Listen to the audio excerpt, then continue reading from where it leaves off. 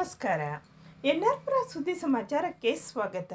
ಇಂದು ಸೋಮವಾರ. ನಾನು ಭಾಗ್ಯ ನಂಜುಂಡಸ್ವಾಮಿ. ಸುದ್ದಿಗಳ ವಿವರ.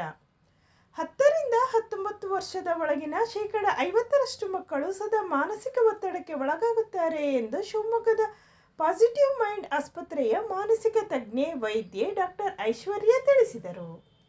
ಅವರು ಶನಿವಾರ ಎಲ್ಎಫ್ ಚರ್ಚ್ ಸಭಾಂಗಣದಲ್ಲಿ ಸೆಂಟ್ ಜೋಸೆಫ್ ಪಬ್ಲಿಕ್ ಸ್ಕೂಲ್ನ ವಿದ್ಯಾರ್ಥಿ ಸಂಘದ ಪದಗ್ರಹಣ ಸಮಾರಂಭದಲ್ಲಿ ಮುಖ್ಯ ಅತಿಥಿಯಾಗಿ ಮಾತನಾಡಿದರು.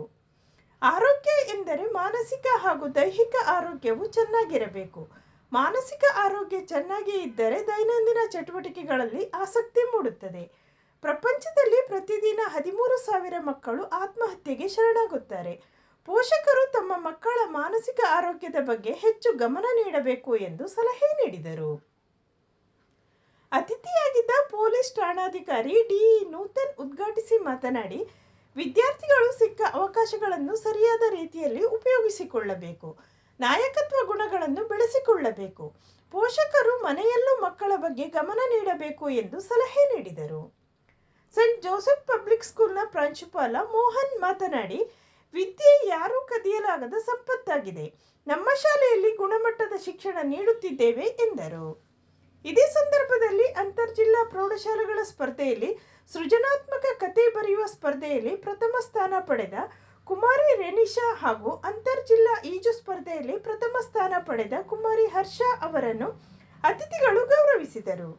ಮಾನಸಿಕ ತಜ್ಞೆ ಡಾಕ್ಟರ್ ಐಶ್ವರ್ಯ ಹಾಗೂ ಪೊಲೀಸ್ ಠಾಣಾಧಿಕಾರಿ ಡಿ ನೂತನ್ ಅವರನ್ನು ಸನ್ಮಾನಿಸಲಾಯಿತು.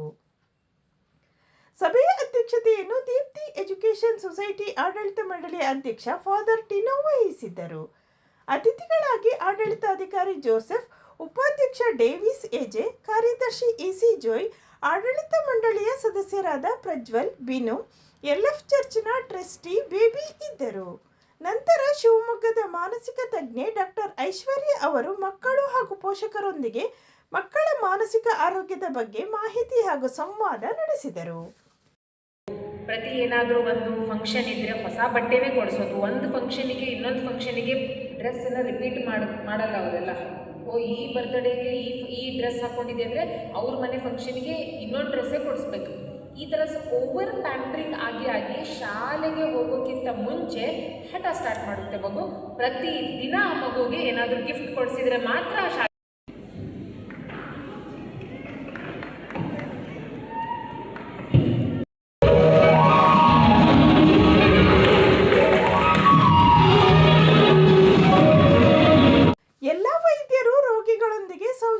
ಕರುಣೆಯಿಂದ ವರ್ತಿಸಿ ಸೇವೆ ನೀಡಬೇಕು ಎಂದು ಹಿರಿಯ ವೈದ್ಯ ಡಾಕ್ಟರ್ ಸತೀಶ್ ಕರೆ ನೀಡಿದರು.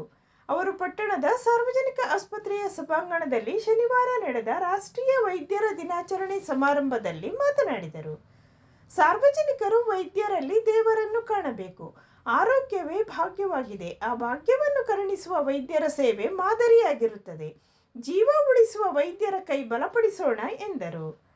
ಸರ್ಕಾರಿ ಆಸ್ಪತ್ರೆಯ ವೈದ್ಯ ಡಾಕ್ಟರ್ ವಿವೇಕ್ ರಾಷ್ಟ್ರೀಯ ವೈದ್ಯರ ದಿನಾಚರಣೆ ಬಗ್ಗೆ ಮಾತನಾಡಿ, ಡಾಕ್ಟರ್ ಬಿಸಿ ರಾಯ್ ವಿಶ್ವಕಂಡ ಶ್ರೇಷ್ಠ ವೈದ್ಯರಾಗಿದ್ದರು. ಅವರು ವೈದ್ಯರ ಜೊತೆಗೆ ಪಶ್ಚಿಮ ಬಂಗಾಳದ ಮುಖ್ಯಮಂತ್ರಿಯಾಗಿಯೂ ಕಾರ್ಯನಿರ್ವಹಿಸುತ್ತಿದ್ದರು. ಮಹಾತ್ಮ ಗಾಂಧೀಜಿ ಉಪವಾಸ ಸತ್ಯಾಗ್ರಹ ಮಾಡಿದ ಸಂದರ್ಭದಲ್ಲಿ ಬಿಸಿ ರಾಯ್ ಮಹಾತ್ಮ ಗಾಂಧೀಜಿಗೆ ವೈದ್ಯಕೀಯ ಸೇವೆ ಒದಗಿಸಿದ್ದರು. ಬಿಸಿ ರಾಯ್ ಅವರು ಜುಲೈ 1ರಂದು ಜನಿಸಿದ್ದರು. ಆದ್ದರಿಂದ ಪ್ರತಿ ವರ್ಷ ಜುಲೈ 1ರಂದು ರಾಷ್ಟ್ರಾದ್ಯಂತ ವೈದ್ಯರ ದಿನಾಚರಣೆ ಆಚರಿಸಲಾಗುತ್ತದೆ ಎಂದರು. ಡಾಕ್ಟರ್ ಎಲ್ದೋಸ್ ವರ್ಗೀಸ್ ಮಾತನಾಡಿದರು. ಸಭೆಯ ಅಧ್ಯಕ್ಷತೆಯನ್ನು ಸಾರ್ವಜನಿಕ ಆಸ್ಪತ್ರೆಯ ಆಡಳಿತಾಧಿಕಾರಿ ಡಾಕ್ಟರ್ ನರಸಿಂಹಮೂರ್ತಿ ವಹಿಸಿದ್ದರು. ವೇದಿಕೆಯಲ್ಲಿ ಡಾಕ್ಟರ್ ಸುರೇಶ್, ಡಾಕ್ಟರ್ ಪ್ರಸನ್ನಕುಮಾರ್ ಹಾಗೂ ಇತರ ವೈದ್ಯರು ಉಪಸ್ಥಿತರಿದ್ದರು. ನಾಗಲತಾ ಸ್ವಾಗತಿಸಿದರು.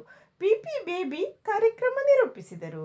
ನರಸಿಂಹರಾಜಪುರ ಪಿಸಿಆರ್ಡಿ ಬ್ಯಾಂಕ್, ಶಿವಮೊಗ್ಗ ಶಂಕರ ಕಣ್ಣಿನ ಆಸ್ಪತ್ರೆ ಹಾಗೂ ಚಿಕ್ಕಮಗಳೂರು ರಾಜ್ಯ ಸಹಕಾರಿ ಕೃಷಿ ಮತ್ತು ಗ್ರಾಮೀಣ ಅಭಿವೃದ್ಧಿ ಬ್ಯಾಂಕಿನ ಸಂಯುಕ್ತ ಆಶ್ರಯದಲ್ಲಿ ಜುಲೈ 6ರ ಸೋಮವಾರ, ಅಂದರೆ ಇಂದು ಬೆಳಗ್ಗೆ 10 ರಿಂದ ಮಧ್ಯಾಹ್ನ 2 ಗಂಟೆಯವರೆಗೆ ಪಿಸಿಆರ್ಡಿ ಬ್ಯಾಂಕಿನ ಆವರಣದಲ್ಲಿ ಬ್ಯಾಂಕಿನ ಸದಸ್ಯರಿಗಾಗಿ ಉಚಿತ ನೇತ್ರ ತಪಾಸಣಾ ಶಿಬಿರ ಏರ್ಪಡಿಸಲಾಗಿದ್ದು, ಬ್ಯಾಂಕಿನ ಸದಸ್ಯರು ಇದರ ಪ್ರಯೋಜನ ಪಡೆದುಕೊಳ್ಳುವಂತೆ ಬ್ಯಾಂಕಿನ ವ್ಯವಸ್ಥಾಪಕ ಪ್ರದ್ಯುಮ್ನ ಮನವಿ ಮಾಡಿದ್ದಾರೆ. ನರಸಿಂಹರಾಜಪುರ ಪಟ್ಟಣ ಹಾಗೂ ಸುತ್ತಮುತ್ತಲಿನ ಗ್ರಾಮಗಳಲ್ಲಿ ಬೆಳಗ್ಗೆಯಿಂದ ಸಂಜೆಯವರೆಗೂ ಮಧ್ಯೆ ಮಧ್ಯೆ ಬಿಡುವು ನೀಡಿ ಗಾಳಿಯೊಂದಿಗೆ ಸಾಧಾರಣ ಮಳೆ ಬಂದಿದೆ. ಬೆಳಗ್ಗೆ ಹಾಗೂ ಮಧ್ಯಾಹ್ನ 1 ಗಂಟೆಗೂ ಹೆಚ್ಚು ಕಾಲ ಬಿರುಸಿನಿಂದ ಮಳೆ ಸುರಿದಿದೆ. ಮಧ್ಯೆ ಬಿಸಿಲು ಸಹ ಕಂಡಿದೆ. ಸಂಜೆ 4 ಗಂಟೆ ಸುಮಾರಿಗೆ ಭಾರೀ ಮಳೆ ಸುರಿದಿದೆ. ಕುದುರೆಗುಂಡಿ, ಸೀತೂರು, ಕಾನೂರು ಭಾಗದಲ್ಲಿ ಹೆಚ್ಚು ಮಳೆ ಸುರಿದಿದೆ. ಗಾಳಿ ಪ್ರಾರಂಭವಾಗಿರುವುದರಿಂದ ಅಲ್ಲಲ್ಲಿ ವಿದ್ಯುತ್ ತಂತಿ ಮೇಲೆ ಮರದ ಗೆಲ್ಲು ಬಿದ್ದು ಗ್ರಾಮೀಣ ಪ್ರದೇಶಗಳಲ್ಲಿ ವಿದ್ಯುತ್ ಕಣ್ಣು ಮುಚ್ಚಾಲೆ ಮುಂದುವರೆದಿದೆ.